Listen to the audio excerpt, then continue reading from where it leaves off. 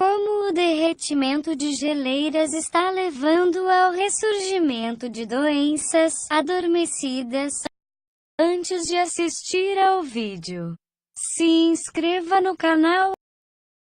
As mudanças climáticas podem trazer de volta à vida antigos vírus e bactérias que já não existiam mais. Seres humanos, bactérias e vírus têm coexistido ao longo da história. Da peste bubônica à varíola, nós evoluímos para resistir a eles, e em resposta eles desenvolveram novas maneiras de nos infectar. Já faz mais de um século que temos os antibióticos. Desde que Alexander Fleming descobriu a penicilina, mas as bactérias não deixaram por menos, elas responderam evoluindo sua resistência aos antibióticos. A batalha parece sem fim.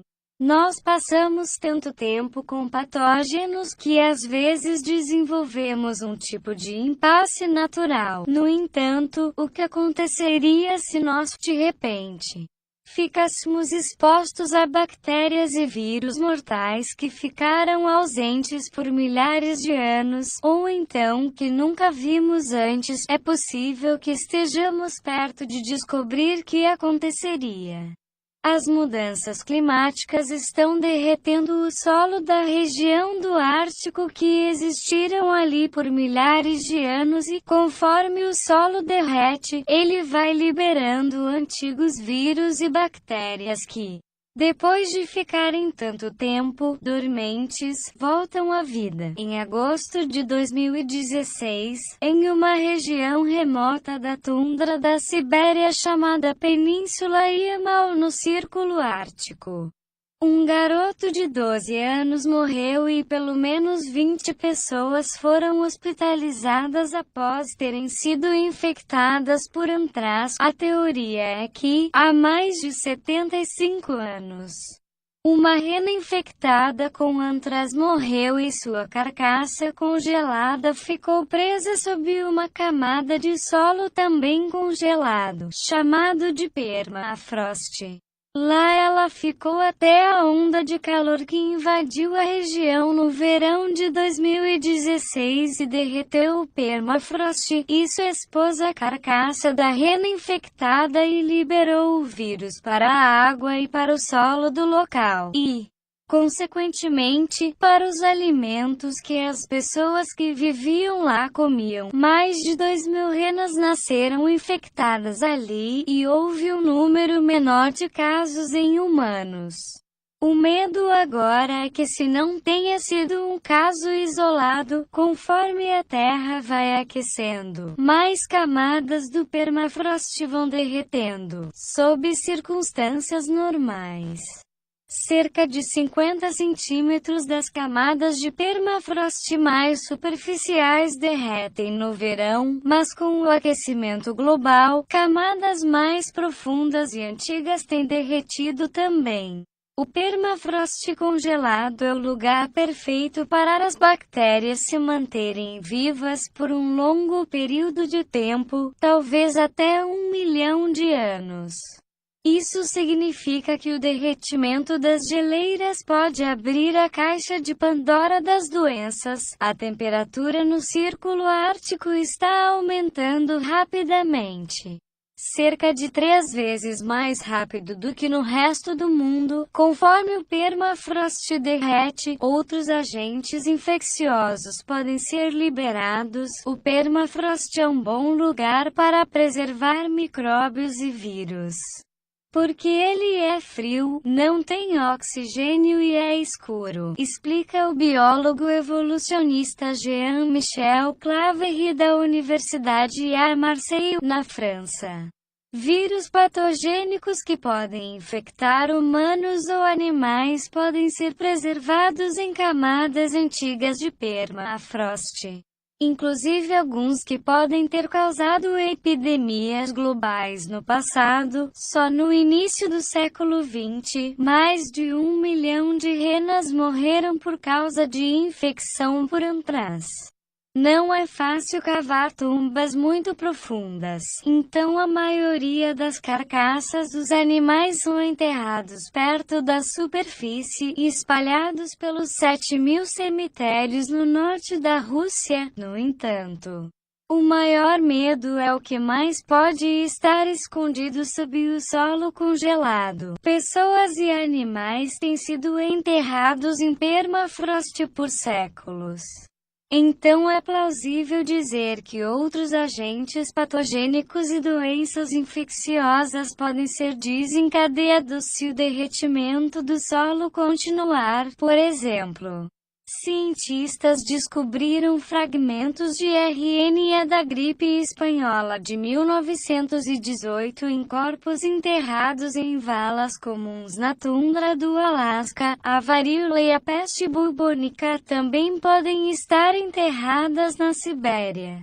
Em um estudo em 2011, Boris Revich e Marina Podolnaya escreveram, como consequência do derretimento do permafrost, vetores de doenças infecciosas mortais dos séculos 18 e 19 podem voltar, especialmente próximo aos cemitérios onde as vítimas dessas infecções foram enterradas. Por exemplo, na década de 1890, houve uma epidemia grande de varíola na Sibéria. Uma cidade perdeu praticamente 40% de sua população. Seus corpos foram enterrados sob o permafrost nas margens do rio Colima, cerca de 120 anos depois. A enchente do rio começou a erodir as margens e o derretimento do permafrost acelerou o processo de erosão, em um projeto que começou nos anos 1990. Cientistas do Centro Estadual de Pesquisa de Virologia e Biotecnologia em Novosibirsk analisaram os restos de pessoas da Idade da Pedra que foram encontrados no sul da Sibéria. Na região de Gorny Altai, eles também testaram amostras de cadáveres de homens que haviam morrido durante epidemias virais no século XIX e foram enterrados no permafrost russo. Os pesquisadores dizem que eles encontraram corpos com feridas características das marcas deixadas pela varíola. Eles não chegaram a encontrar o vírus da varíola em si, mas detectaram fragmentos de seu DNA, outra bactéria que pode formar esporos e, consequentemente, sobreviver no permafrost, é a do tétano e a Clostridium botulinum, responsável pelo botulismo, uma doença rara que pode causar paralisia e até mesmo se tornar fatal. Alguns fungos e vírus também podem sobreviver nesse time de ambiente por mais tempo. Em um estudo de 2014, uma equipe conseguiu ressuscitar 2 vírus que estavam no permafrost da Sibéria por muitos anos, conhecidos como Pitovírus sibericum e Endemolivírus sibericum. Eles são 2 vírus gigantes porque, ao contrário da maioria dos outros, eles conseguem ser vistos sem microscópios. Eles foram encontrados a 30 metros de profundidade na tundra costal. Uma vez vivos de novo, esses vírus se tornaram rapidamente infecciosos. Para nossa sorte, esses vírus em particular somente infectam seres monocelulares, como amebas. No entanto, o mesmo estudo sugere que outros vírus, que podem infectar humanos, podem ser ressuscitados da mesma forma. E não é só o aquecimento global que pode derreter diretamente o permafrost para termos uma ameaça. Isso porque o gelo do mar Ártico está derretendo. Então a costa norte da Sibéria se tornou mais acessível pelo oceano. Como resultado disso, a exploração industrial, incluindo a exploração de minas por ouro e minerais, e a própria exploração de petróleo e gás natural estão se tornando agora mais lucrativas. Os esporos do antraz podem sobreviver por muito tempo, neste momento. Essas regiões estão desertas e as camadas mais profundas de permafrost são deixadas em paz, explicou Claver. No entanto, essas camadas mais antigas podem ser expostas por escavações de minas ou por perfurações de petróleo, se vírus ou bactérias ainda estiverem lá. Isso poderia abrir as portas para um desastre. Vírus gigantes podem ser os principais culpados por uma grande epidemia. A maioria dos vírus são rapidamente desativados fora de células hospedeiras por conta da luz, dissecação ou degradação bioquímica espontânea, diz Claver, por exemplo.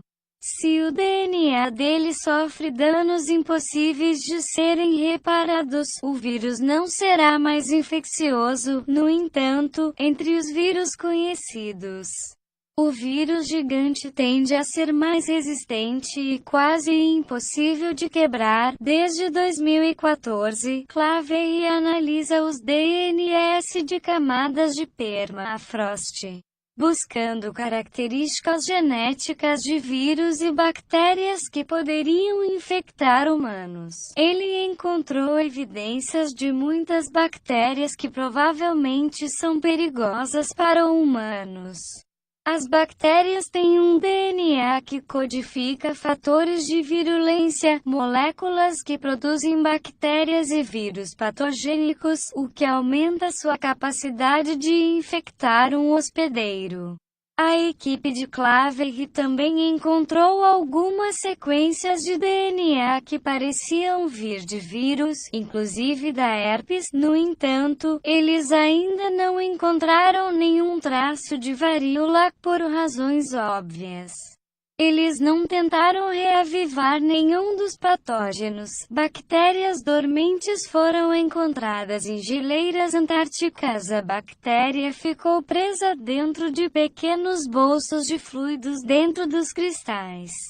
Mas uma vez que eles foram removidos, ela reviveu e começou a se multiplicar. Os micróbios são geneticamente únicos e podem ser novas espécies. Mas os pesquisadores ainda vão divulgar um estudo completo sobre eles. Até mesmo bactérias mais velhas foram encontradas na caverna Lechuguilla, no Novo México, a 300 metros sob o solo. Apesar disso, a bactéria de alguma forma se tornou resistente aos 18 tipos de antibióticos, incluindo remédios considerados o último recurso para combater infecções. Em um estudo publicado em dezembro do ano passado, pesquisadores descobriram que a bactéria, conhecida como Paenibacillus sp. LC231, era resistente a 70% dos antibióticos e conseguia desativar boa parte deles. Obviamente, uma resistência a antibiótico tão antiga não pode ter se desenvolvido como resultado do uso de um antibiótico. O motivo para isso é que muitos tipos de fungos, ou até de outras bactérias, produzem naturalmente antibióticos para ganhar vantagem competitiva com outros micróbios. Foi assim que Fleming descobriu a penicilina. Bactérias em uma placa de Petri morreram depois de terem sido contaminadas com uma excreção de mofo. Isso explicaria por que essas bactérias são resistentes apenas a antibióticos naturais, que vêm de outras bactérias ou fungos, e compõem cerca de 99,9% de todos os antibióticos que usamos. Essas bactérias nunca encontraram antibióticos criados pelo homem, então não têm resistência a eles. Nosso trabalho, e o trabalho de outros, sugere que a resistência a antibióticos não é um conceito novo, disse o microbiólogo Hazel Barton, da Universidade de Akron, Ohio, que liderou o estudo. Nossos organismos foram isolados de espécies da superfície por muitos anos, mas a resistência que eles têm é geneticamente idêntica à de espécies encontradas na superfície. Isso significa que esses genes são pelo menos antigos, e não foram originados pelo uso humano dos antibióticos para tratamento. Vírus gigantes podem ser os principais culpados por uma grande epidemia, apesar de a Paenibacillus não infectar humanos. Ela poderia, em teoria, passar sua resistência a antibióticos para outros patógenos. No entanto, por ela estar isolada abaixo de 400 metros de rocha, isso parece improvável de acontecer. No entanto, a resistência a antibióticos naturais é provavelmente tão predominante que muitas bactérias que emergem de permafrost devem já tê-la desenvolvido. Quanto nós deveríamos nos preocupar com isso? Uma questão a ser levada em consideração é que o risco dos patógenos de permafrost ainda é desconhecido, então isso não pode nos preocupar demais. Em vez disso, nós deveríamos focar em ameaças mais concretas, como o aquecimento global e as mudanças climáticas. Por exemplo, conforme a Terra vai aquecendo, os países do norte vão se tornando mais suscetíveis a epidemias de doenças do sul, como malária, cólera, dengue, já que esses patógenos sobrevivem em temperaturas mais quentes.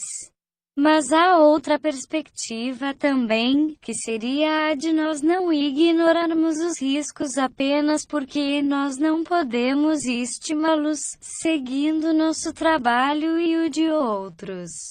Existe agora uma possibilidade que não é zero de micróbios patogênicos reviverem e nos infectarem, afirmou Claver. Quão provável isso é? Ainda não sabemos, mas é uma possibilidade.